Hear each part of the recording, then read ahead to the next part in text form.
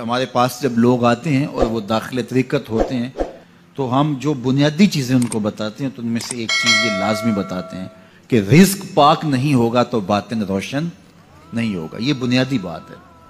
اگر رزق پاک نہیں ہے تو میرے حضور نے ارشاد فرمایا کہ ایک بندہ سفر کر کے کعبۃ اللہ کے صحن میں پہنچتا ہے اور کعبے کے پردوں کو تھام رہا ہے, وہ یمد یدیہ, اور لمبے لمبے ہاتھ کر کے کہتا ہے اے اللہ, لیکن اس کا کھانا حرام ہے, اس کا پینا حرام ہے, اس کا لباس حرام ہے, وہ غزیہ بالحرام, اس کو غذا حرام سے دی گئی ہے. میرے حضور نے فرمایا اس کی کوئی دعا قبول نہیں ہوگی.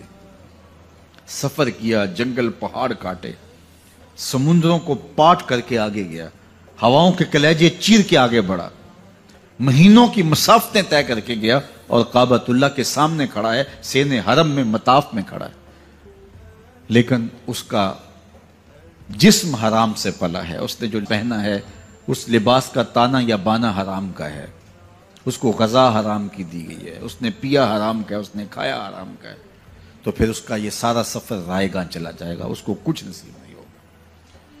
تو سب سے پہلی شرط اس عنوان سے عقل حلال ہے.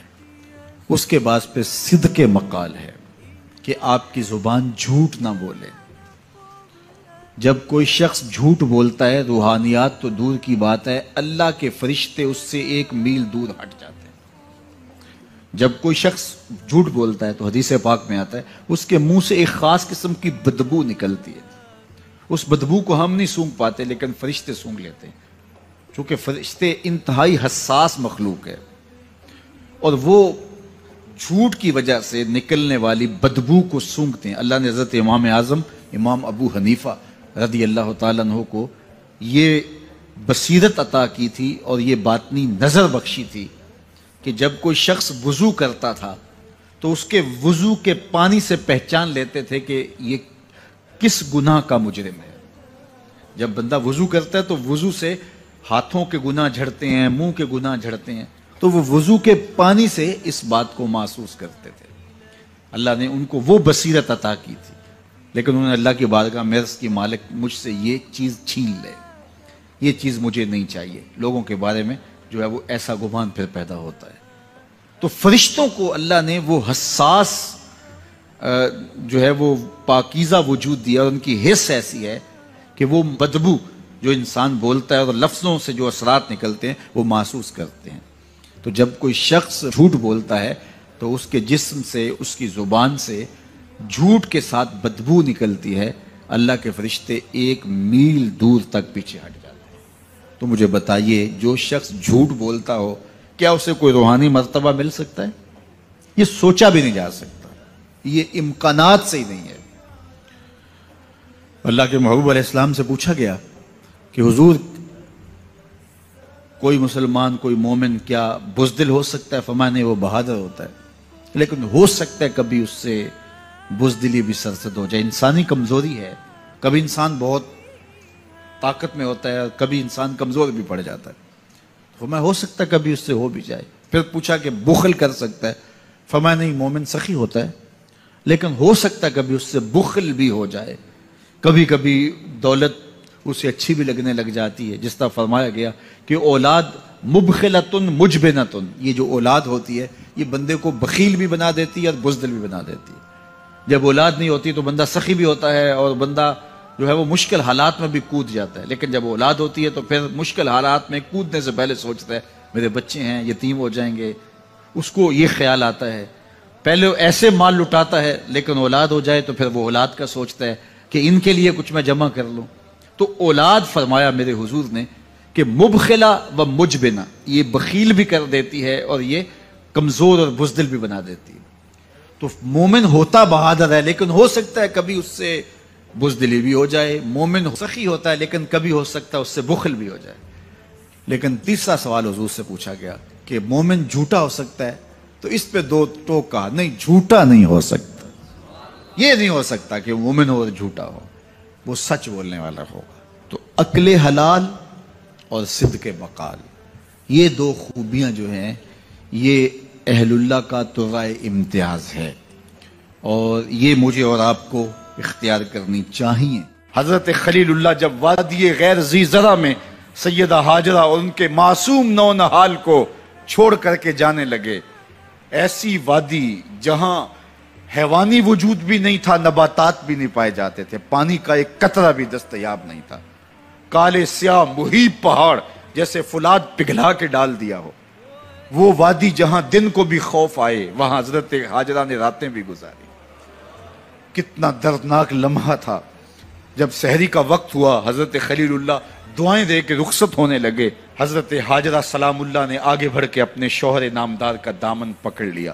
تمسکت بعضیالہ، دامن پکڑ کے بولی میرے شوہر نامدار، اس محیب وادی میں، اس پہاڑوں کے دامن میں جہاں دن کو بھی خوف آئے، نونہال معصوم کے ہمراہ مجھے چھوڑ کے کہاں جا رہے ہو؟ حضرت خلیل اللہ نے کوئی جواب نہیں دیا. پھر قدم اٹھایا تو زوجہ نے پھر دامن پکڑا، پھر وہی سوال، پھر کوئی جواب نہیں آیا. تیسری مرتبہ دامن پکڑا، خلیل اللہ کی جانب سے کوئی جواب نہیں آیا. تو خاتون خود بولی کیا اللہ کا حکم تو نہیں؟ تو حضرت خلیل اللہ نے کہا نعم، ہاں اسی کا حکم ہے. حضرت ہاجرہ نے دامن چھوڑ دیا، کہا جائیے، خیر سے جائیے، اگر اس کا حکم ہے وہ ہمیں ضائع نہیں ہونے دے گا.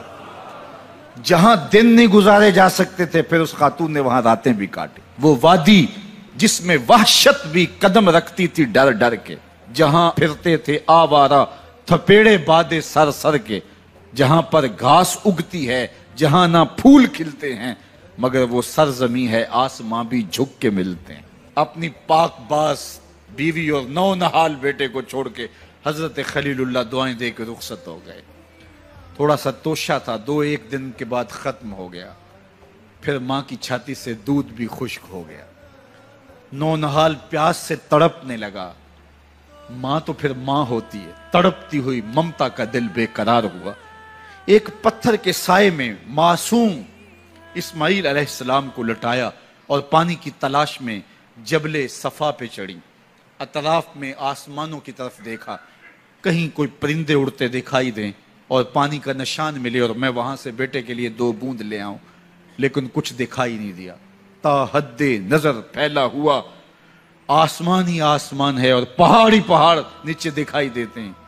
پھر مروہ پہ آئیں، درمیان میں نشیبی جگہ تھی، وہاں بیٹے کا من موہنا چہرہ دکھائی نہیں دیتا تھا. دوڑ کے گزری اور جا کے صفا پہ گھوم کے دیکھا، کچھ نظر نہیں آیا. ادھر بھی دیکھ لیا، ادھر بھی دیکھ لیا، لیکن ماں تھی. پھر دوبارہ صفا پہ آئی، صفا پہ دیکھا، کچھ دکھائی نہیں دیا. پھر تڑپ کے مروہ پہ آئیں، وہاں پھر دیکھا، کچھ دکھائی نہیں دیا. پھر صفا پہ آئی، کبھی صفا پہ کبھی مروہ پہ. تڑپتی ہوئی ماں کی ممتا، بے قرار دل. ادھر پانی کی پیاس سے تڑپتا ہوا معصوم اسماعیل پتھر کی اوٹ میں. درمیان سے ماں گزرتی ہے تو بھاگ کے گزرتی ہے کہ بیٹے کا من مونا چہرہ بھی نگاہوں کے سامنے رہے. ذرا منظر تو دیکھو کتنا دل آویز ہے. اللہ اکبر، سینوں میں پتے پانی ہو جائیں، پتھر بھی ہو تو پگھل جائے اس زہرہ گداز داستان سے. لیکن اللہ پر توکل اور ماں کی بے قراریاں، کبھی صفا پہ کبھی مروہ پہ، زبان پہ شکایت نہیں ہے.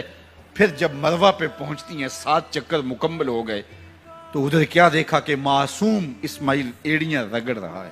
ماں کا دل ڈولنے لگا کہ بیٹا آخری لمحوں میں. دوڑی کہ بیٹے کو جا کے اپنی چھاتی سے چمٹاؤں، ہو سکتا ہے 2 قطرے دودھ کے اس کی زندگی کی آس بندھا دیں.